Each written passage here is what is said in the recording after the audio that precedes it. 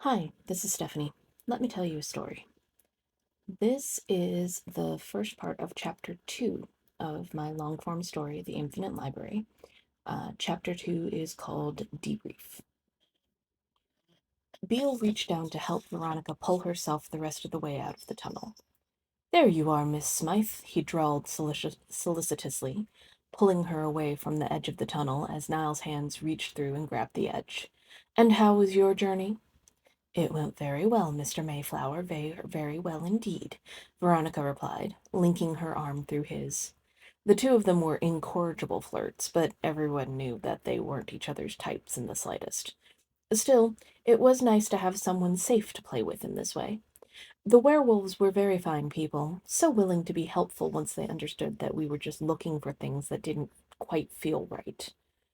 It helps that there were characters that had been there from the beginning of the series as well, Niles added from behind them.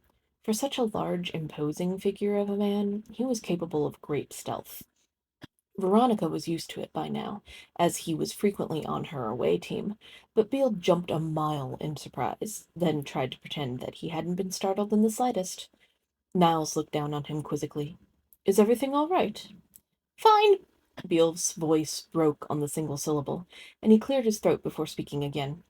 Veronica did everything she could to avoid laughing outright, but it was not an easy task. I'm fine. You just startled me, that's all. It does make sense that some of the earlier characters from the series would be able to identify the anomalies early on, though. Did you see much damage?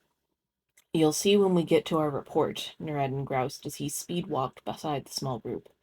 He used a type of locomotion that wasn't quite running, but always gave the impression of his legs and feet moving very quickly, even as he didn't cover as much ground. He kept looking straight at the floor ahead of him as he continued. I'd rather not have to go over the whole song and dance a second time, if that's quite all right with you, pretty boy. Now, Noureddin, there's no reason to be quite so charming this afternoon, Sophia chided as she joined the rest of the group. They slowed down to allow her to catch up, then continued down the wide hallway out of the bare transit layer of the library. We understand if you don't want to tell us anything just yet. It just feeds our excitement to see what you all have done and seen all the more. She caught Veronica's eye and winked, which Veronica returned with a grin. Together, the group joined the main hall out of the transit floor that led to the entrance to the main library reading room. No matter how many times Sophia came this way, it always took her breath away for a moment. She knew that the others may not have something akin to her love of books in their universes. She was fairly certain Noureddin hadn't read anything that hadn't been written on a scroll or piece of parchment in his life. But she, like other more modern characters, knew and appreciated the world of books, and the sight of the library was overwhelming. The library wasn't in a specific location. It didn't have an address and couldn't be found on a map. It had to be outside all of the universes because it contained all of the universes. As such, though there were windows in the library's lobby and main reading room, they didn't show anything specific. They were made out of frosted glass that let light in but didn't allow those inside to see anything outside. There were no front doors to the library, as everyone who visited came through the transit rooms in the basement.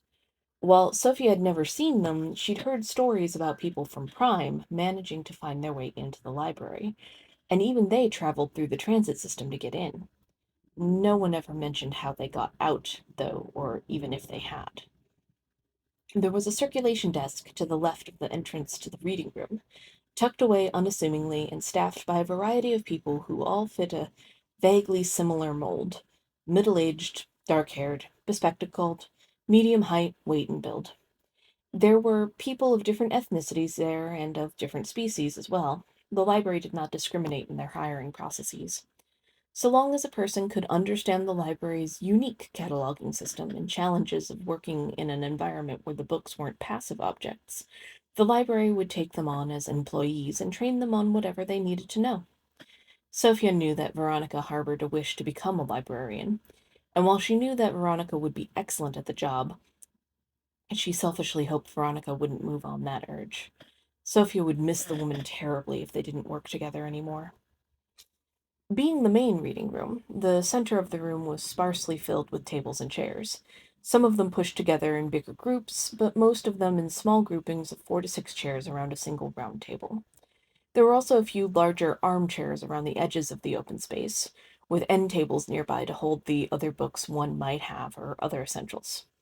There were a few freestanding bookshelves in the area, mostly in place to break the space up a bit and not leave it as one big cavernous room, but the books on those shelves were rarely checked out or read. The inner offices were where the majority of the anomaly teamwork was done, when they weren't on location in a specific universe or in Prime. Very few people had their own offices, of course, and everyone else had to make do with desks in a bullpen type area. The door between the main reading room and the inner office area was soundproof, and so no one would know that there were so many people talking and shouting in a building meant to be a place of quiet contemplation. Once through the door, the teams split up to handle their respective duties that were necessary upon return from a job. Sophia and Beale went directly to the prime side debrief desk, carrying their respective book purchases to begin the lengthy red tape processing of prime artifacts. Veronica made her way to her own desk, where the typewriter authentic to her universe was set up, ready to take the forms in triplicate that she'd be filling out for the next few hours. No one in any of the teams was more excited by paperwork than Veronica. Niles headed with Nureddin to the report center, where they stood in line behind members of other teams and went over what they would include in their initial report on the anomaly in the YA Herb fan. Niles was surprised to see that the line was more than just one team, and remarked as such to Nureddin. There seem to be more anomalies being found and investigated of late, do there not? Nureddin looked ahead and shrugged. These things come in waves. There are times we go ages with hardly anything. Then suddenly there's some big popular trope that everyone decides needs to be in everything they write.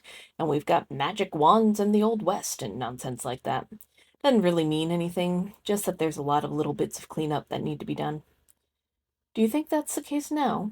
Niles inquired, frowning at the notes he'd painstakingly written on the small wire-bound notebook Veronica had provided him. The damage done in our book seems to be more extensive than one would imagine from a simple trope run amok. Nureddin scrawled at the notes Niles pointed at him, lifting his head to read them as best he could. Niles' handwriting was angular to the point of nearly being runes, which were closer to Nureddin's native language, thus made the two of them natural partners for this kind of reporting. Yeah, there's something more going on in our case. I don't know if that's what's going on with everyone, or if we're the only lucky ones, but ours is not what I expected. The two men slowly moved forward as one team finished, moving back to their desks with a stack of paperwork in their hands, and their heads together in conversation. Nureddin shook his head as though he were shaking off an idea. Never mind that. Let's just go over what we found, get the forms, and get them to Veronica so she can play that loud thumping thing on her desk. I'll never understand why she loves that thing so much. Niles nodded in agreement. It is a very large piece of metal made of many smaller pieces, none of which is meant to cause damage as a weapon should. It makes no sense that she should value it so, and yet I have seen her ire when someone dared to use it for a personal letter once. Nureddin looked up, his face filled with malicious glee. I would have paid good money to see that. How badly did Veronica tear the person apart? Alas, our investigator teammate is not the kind of person to cause physical harm to another soul. Niles grinned down at the diminutive druid.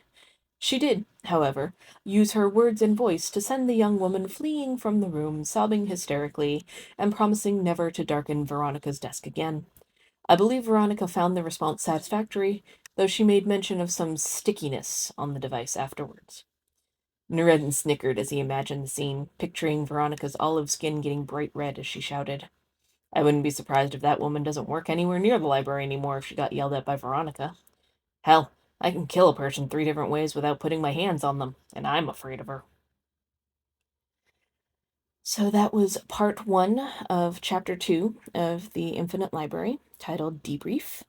You can read along with what's available so far on Royal Road, which is linked to on my blog, insertscenehere.blogspot.com. As always, thanks much y hasta pronto.